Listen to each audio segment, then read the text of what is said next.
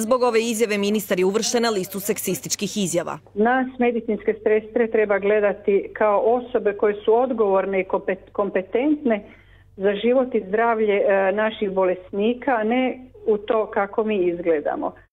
Ministar je dobio i lekciju od pravobraniteljice za ravnopravnost spolova. Izjava ministra se temelji na seksističkom poimanju ženske uloge isticanjem za medicinsku sestru potpuno nevažnih karakteristika.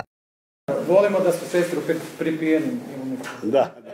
Izjava je to tadašnjeg ministra. Javno se ispričao. 3 godine poslije novi ministar i nova neprimjerena izjava.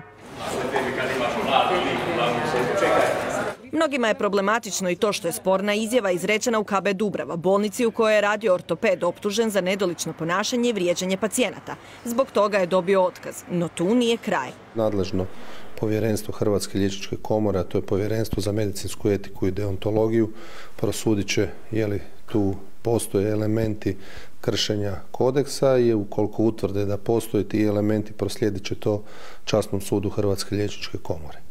A časni sud će donijeti konačnu odluku. Jedna od njih može biti i oduzimanje licence.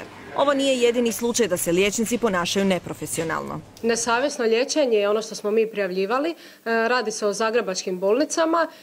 Isto je liječnik dobio otkaz o radu, ali se postavio opet isti problem da može raditi bilo gdje u drugoj ustanovi osim te gdje je dobio otkaz. Jedna gospođa je to jako zorno rekla.